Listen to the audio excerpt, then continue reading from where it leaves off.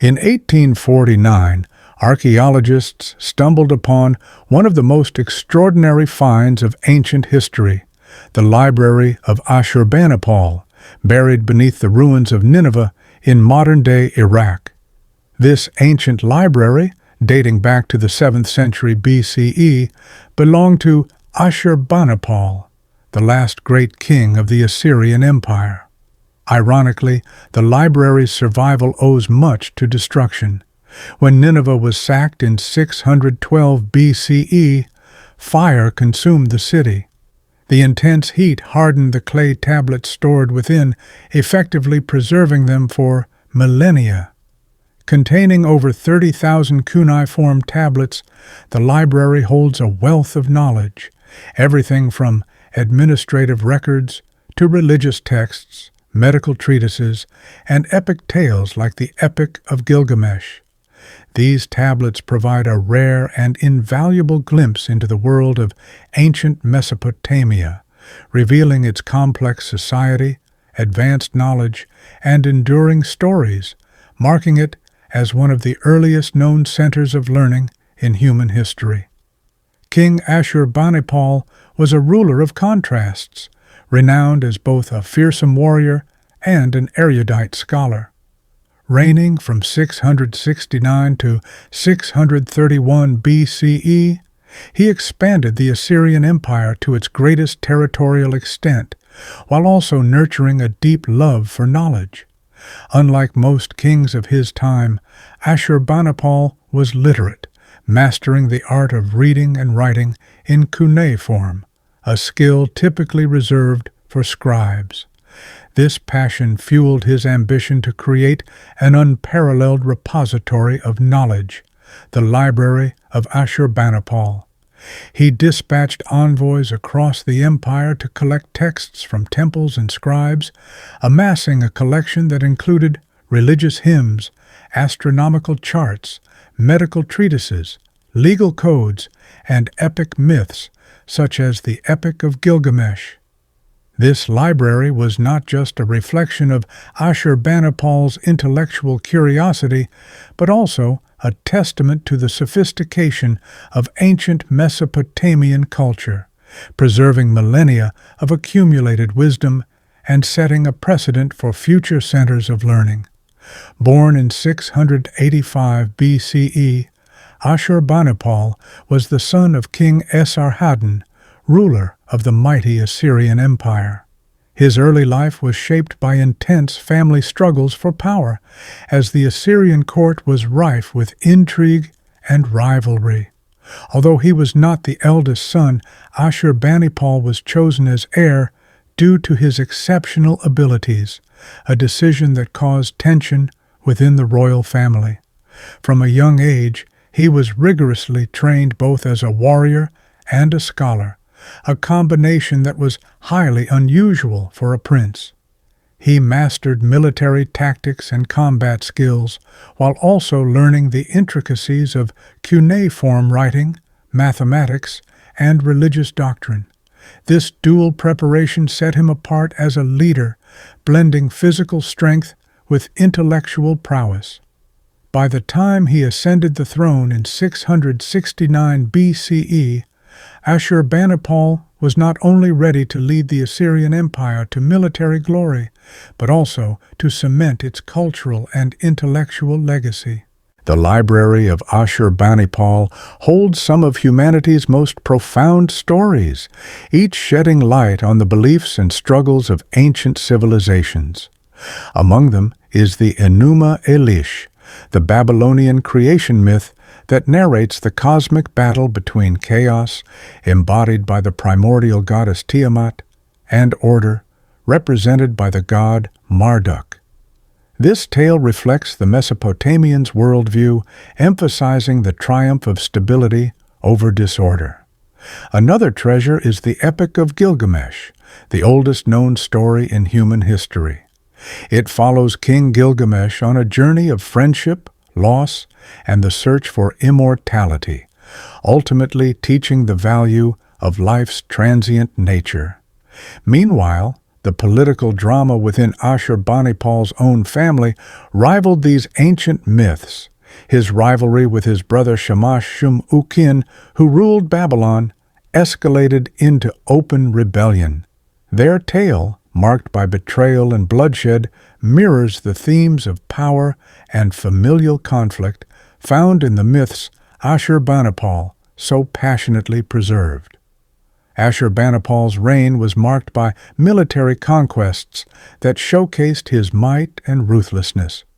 Among his most significant victories was the destruction of Elam, a long-standing rival of Assyria, in 646 BCE. The campaign annihilated Elamite cities, effectively erasing their civilization from history. Another pivotal moment was the sacking of Babylon after his brother Shamash-shum-ukin's rebellion, bringing the city back under Assyrian control. Yet, in a twist of irony, the destruction Ashurbanipal unleashed helped preserve his legacy. When Nineveh was sacked in 612 BCE, the fires that consumed the city baked the clay tablets of his library, ensuring their survival. These tablets immortalized Ashurbanipal not just as a conqueror, but also as a patron of knowledge, whose empire's turbulent end secured the cultural treasures that continue to inform our understanding of the ancient world today. The fall of the Assyrian Empire in 612 BCE was the result of a powerful coalition between the Babylonians, Medes, and other discontented peoples who sought to end Assyrian dominance.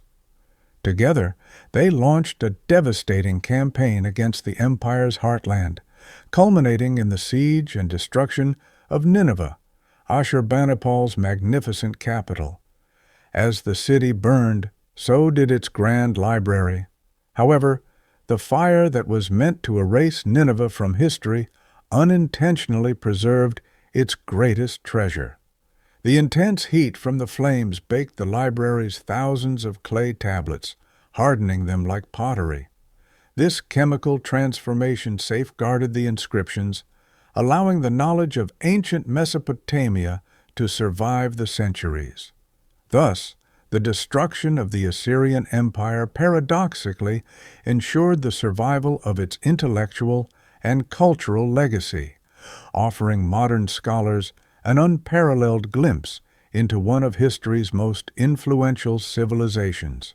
The rediscovery of the Library of Ashurbanipal owes much to the efforts of 19th-century archaeologists Austen Henry Layard and Hormuzd Rassam.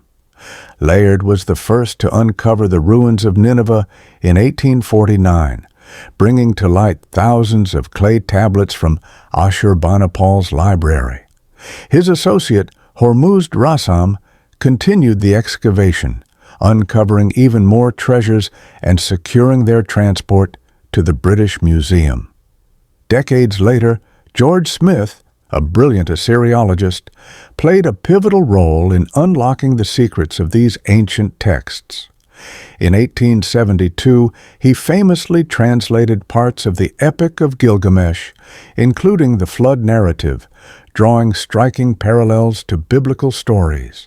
Smith's work not only revealed the literary richness of Mesopotamian civilization, but also demonstrated its profound influence on later cultures. Together, these pioneers ensured that the legacy of Ashurbanipal's library would resonate far beyond its ancient origins, bridging the past and present.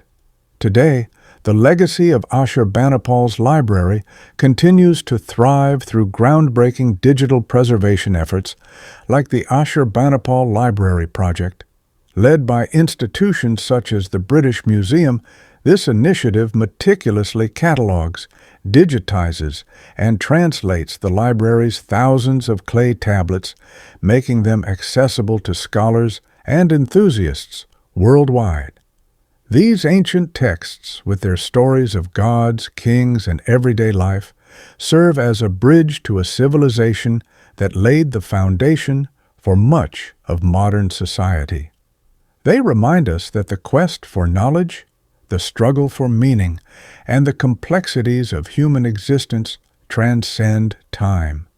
In a way, Ashurbanipal achieved a form of immortality through these tablets, ensuring that his passion for learning and the legacy of Mesopotamia would resonate for millennia. Through ongoing research and technology, the library remains not just a relic of the past, but a vibrant source of inspiration and connection to the roots of human history. Ashurbanipal's legacy is one of profound complexity, marked by his dual role as both a ruthless conqueror and a dedicated scholar. As a warrior, he expanded the Assyrian Empire through brutal campaigns, crushing enemies like Elam and Babylon, and leaving a trail of destruction. Yet, in his pursuit of knowledge, Ashurbanipal also cultivated one of the ancient world's most remarkable libraries, preserving texts that would illuminate humanity's earliest stories and intellectual achievements.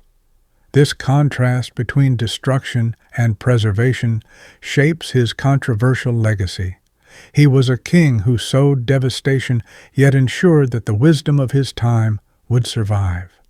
Even in destruction, the stories of humanity endure, reminding us that knowledge can persist even through the ravages of time and conflict.